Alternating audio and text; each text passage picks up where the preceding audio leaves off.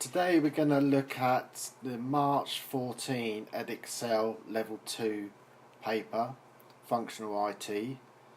I'm going to start with task 1. So I'm just going to open the question paper. There we go, March 2014 Edexcel Level 2. First thing you really must do is take some time to skip through the paper and speed read it or skim through it. Check it is the paper that you're used to, so there's no nasty surprises, and also it takes a while for your brain to really get into gear, and one way to help it to do that is to sort of skim read through the questions first. Then you can go back to task 1, read that particular task more detailed, and then go back to the first line that you want to do and read that line once or twice. Be 100% sure of what you're answering. A load of students lose points because they misread the question, and there's no excuse for that. You just take your time, read it once, twice, 3 times, read it carefully. But to warm your brain up and make sure it's everything that you suspect it is, everything that you've practiced and trained for in the lessons, thereby giving you more confidence that you can do the exam. Speed read or skim through the paper first. Check that the marks are as you expect, i.e. the main marks are usually task 2 and 3. They are the hardest ones, obviously, they've got the most marks. But task 1, 6 marks, task 4 and task 5, 4 marks and 5 marks, really you should be able to get 100% of them marks. Task 1, if you follow the steps in these tutorials, you will get 6 marks for task 1, 4 marks for task 4, 5 marks for task 5. That gives you a good 15 points to start with. You need 36 points out of 50, 36 marks out of 50 to pass. Task 1, 4 and 5, that's 15 marks that you can easily get.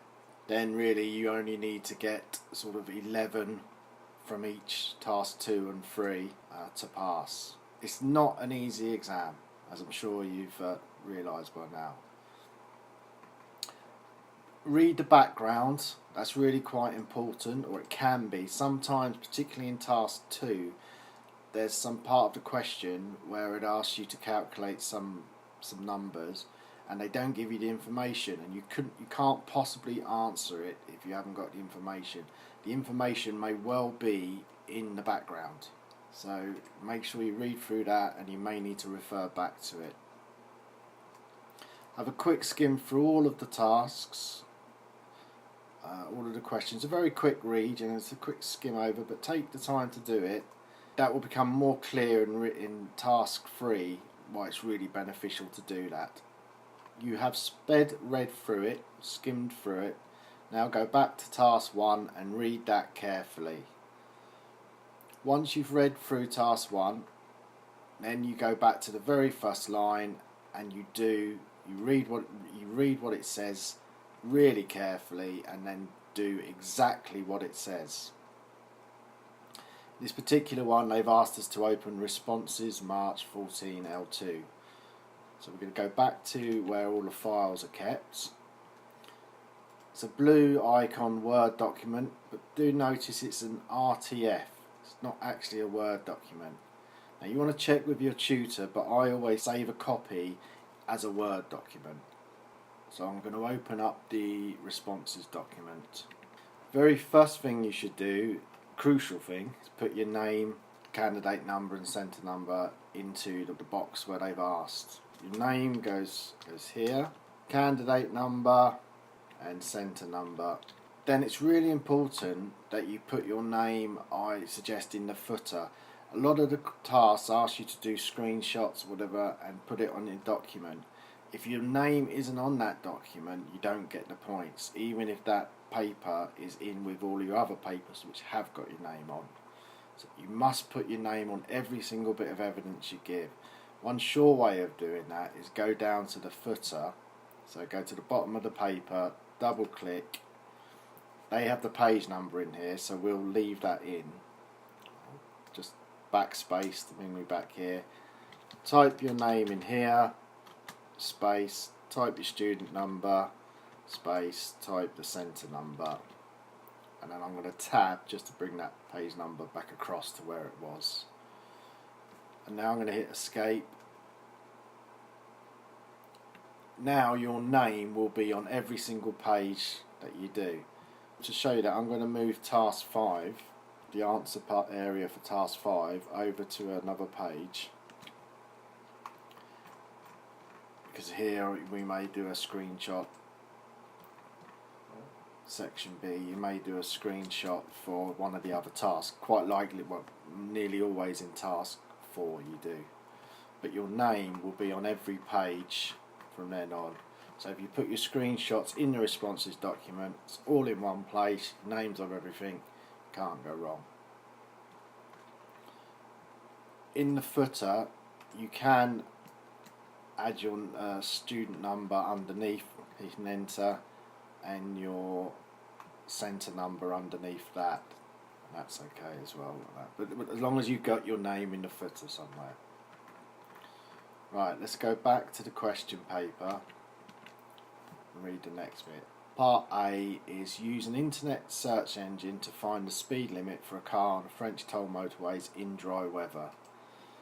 Now you can type in that in a search engine, but it's better to copy and paste it.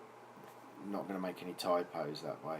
Half of the PDFs, question papers, which are usually PDFs, portable document format, you can copy from. Half of them are encrypted and you can't. If you can't, you can always get it from the Word document.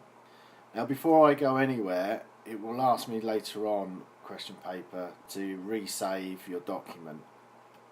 It doesn't say resave it as a RTF, but you want to check this with your tutor and do whatever your tutor says. But personally, I like to save it off as an actual Word document. So I'm going to go into the same area that we're in, but I'm actually going to save it as a Word document. I'm also going to call this one My Responses, just to make it so I've got a copy. You wouldn't need to do that, but check with your tutor whether they think it's a good idea to save it as a Word document as opposed to the RTF document it comes in. If your tutor says don't worry about it, then fine, don't worry about it, just resave. Now I'm going to take the speed limits for car and French motorbikes in dry weather. I'm going to copy that. You can just copy from the ribbon or right click and copy, but it saves a lot of time if you use the keyboard shortcut Control and C together. That's copied. Once you've copied that, go over to a browser and paste it in the search text box. Now there's some issues with the browsers, unfortunately. When these exams were written, Google didn't give you the answer on the search page. To show you what I mean now, if I'm using Google, so if I paste that into the search box and hit enter, the answer, there it is, toll motorway, dry weather, the answer is given to you there. So you would there think, in the next part of the question, if we go a bit further down the question, it says they want the website address, the URL, where you got the information from. You may think, well, the information's there, so I'm just going to click up there, copy that, and then paste that. Two problems. One, it really messes up the table, and they quite often lock the table, so there's not much you can do. But that the Google would actually be wrong. If you look in the marking sheet, they won't accept the Google as the answer URL. And the reason, even though that doesn't seem to make much sense, the reason is when they wrote these papers, Google didn't do this, giving you the answer. You had to click into a link, and this particular answer has come from this Brittany Ferries web page. But a few years ago, when they wrote these papers, Google didn't give you the answer on a page. You did have to click into web page to find the answer. Somewhere down here, wherever it is. Now Google's a lot more helpful, but the papers haven't been rewritten yet to take that into consideration.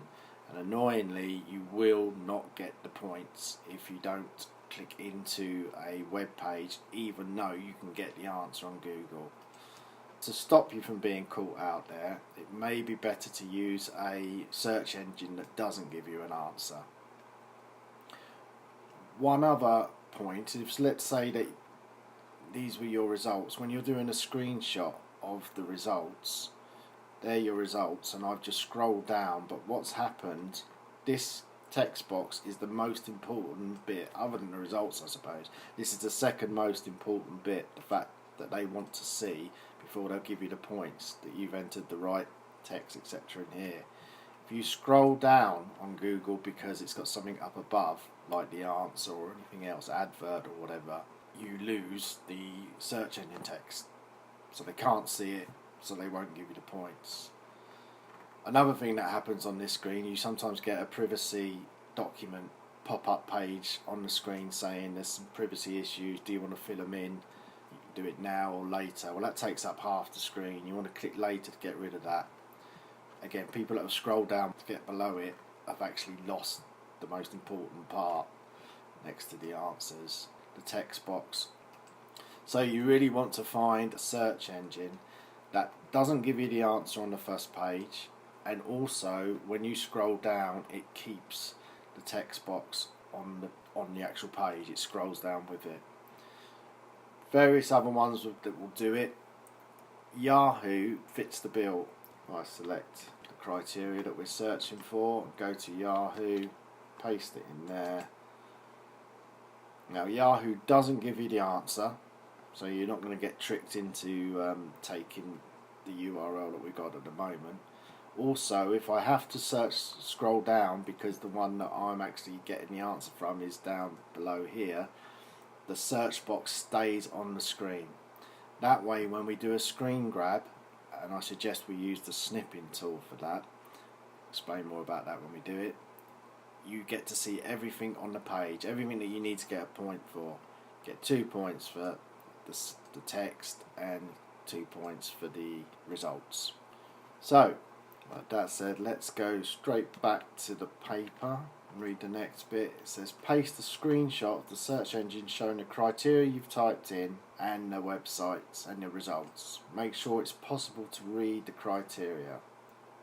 If I do a print screen, you will get all the information in your taskbar and the information around your desktop and around the edges, plus all of this white space here, plus the toolbars, etc., which is fine. But if you paste that into your page, to fit it in your page, it makes the text smaller. Normally that would be okay, but you have to be careful that it's not too small for the marker to read it. Like I say, normally that would be okay, but to be on the safe side, if you use the snipping tool, and to do that you just have to go to Windows Start menu and type snipping, and it will come up, this one here. As soon as it comes up, click enter, click on it, and then click new. And you can include a web browser, the fact that you're using Yahoo, it says up here. You're showing that you're using the search engine Yahoo, you're showing the important information, which is the search criteria, and you're showing your results. 3 or 4 results is fine. And then let go of your mouse. The snipping tool automatic copies it into the clipboard, so all you have to do is go back to your responses doc, and then I usually just delete that, you don't have to, and paste it in there. There you have quite a large scale picture. It shows it's Yahoo, it shows the information that you've written in there, and it shows the results. Now it's important, the information, when you read the marking sheet, it will say something like only give them the point if it has speed limit, if it has the words speed limit, car, French toll motorways, dry weather. I think we'll get away with this weather not being cut off because I can see that it is dry weather you've got in there. If you don't have all of that on display, you won't get the full points. And like I said before, if you've just done a screen print of the page, it may be too small to see.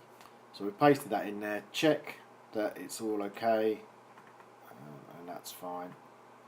And then you can go back to the second part of the question, which is we've pasted the screenshot in. It says complete the table. So we'll go back. Complete the table. The speed limit for a car on French toll motorways and dry weather. Well, we know it was 80 mile an hour, but let's just go back and check. So I'm going to click on a website. Somewhere down here. Speed limits, here we go. Dry weather, 130k or 80 mph. So I'm going to copy that. It hasn't said whether they want it in miles per hour or not, so I'm going to paste it in. I'm going to put both kmh and mph. Now if I just paste in a normal way, just go up and hit paste or Control V, this is just the shortcut for that, it's going to take the font, the colour, the size that was on the website. That isn't the same that's on the page. Now there's some debate about this, whether some markers give it, some markers don't. But to be on the safe side, we want the text that goes into that box to be same as the text that they're using on the page. So you can paste it straight in, then click on some text that's good. Click on the format painter and just select the text that's come from the website that's bad, and that will turn it into the same font, which is Verdana size 12 black. The alternative to that is, and a quicker way of doing it, if you just, when you actually go to paste it, you've copied it in a normal way from the website, you go back to your thing, and instead of Control V or just pasting it, you right click and choose paste text only, and that will, the text will look the same font, same colour as what's on your page. Or you could just simply type 80 miles per hour. I think you'd get away with that. Now the next box, they're asking for the web address, the URL. So we go back to the web browser, just click up in the URL box, it selects it all. Now we can copy it, so I'm going to hit Control C, go back to the answer sheet, and we can paste this. This is a URL, so it will be in the standard text. But what's important, again, in the marking sheet, it says it must be a live link. Even though it may be a printed exam, so it'll be a printed piece of paper that you can't click on, it must be a live link. So the quickest way to do that is just hit enter. The text goes light blue and it's underlined. Now it is an actual link. If you were to click on it, it would take you to that, open up that website. Don't get the point if you don't do that, so remember that. Again, double check everything's okay, 80 mile an hour, and you've got the correct URL. Go back and double check. The reason that you're doing all the double checking in this part of the exam and not leaving it to the end is the centre will only have the internet switched on for the first 15-20 minutes or so. Once you get to task or section B, it says the internet should not be used. To make sure of this, the centres turn the internet off. So do all your double checking for task 1 as soon as you can. Any problems, you've still got time to go back and fix it. If you leave it to the end, you find some major problems, you won't be able to go back on the internet and fix it. We'll go back to a question paper, section B. Some people choose to use the channel tunnel, use the internet to find the year the channel tunnel was opened. So not was started building, but was opened, and then they want us to find the length. So in the table down here somewhere, yeah, the year it was open. So I'm going to copy that text, Control C, go back to my browser, paste it in. I'm going to go back to my browser, the search engine, and paste it in there. On this particular one, you could use Google to get the answers because they're not asking for the URL. Let's go back to the paper. They're not asking for the URL, so they don't really care where the information comes from. You can carry on using the browser that you want and just click into a site, that's fine. Maybe safer to do that because they may ask for the URL in a web page. I'm going to go back to Google, paste it in there. So it was opened in 6th of May 1994. I'm going to copy that, and now I'm not going to paste it straight in. I'm going to right click and choose text only. I am going to go back and check that though. Click on the Wikipedia. Open 6th of May 1994, so it was right. It's worth, if you don't know the answer, it's worth checking. Certain websites, like especially Wikipedia, may have it wrong, so check it on another website. It says the length of the channel. I'm going to select that, copy that, go back. It's got the length here. It's 31.35 miles. Just going to go and check that. 50.45k, which is 31.35 miles. So I'm just going to type that in. 31.35 miles. And that's it. You've double checked that one already, so that's good. Save. Control S will go up, File, Save, and then we'll go back to the question paper. So resave, we've just done that, and then you want to print it out. Print it out now, double check through the paper. Sometimes things are different from the printed page than the screen, bizarrely. It is better to check it once you've got a printed page. Make sure it hasn't gone off the page or some of the data you can't see. Check everything's alright, and task 1 is done. Hopefully you got some use from this video. Any questions about it, put it down in the comments and I'll try and answer them as soon as I can. The next video is going to be on section B, task 2, which is usually the hardest one. It's the Excel.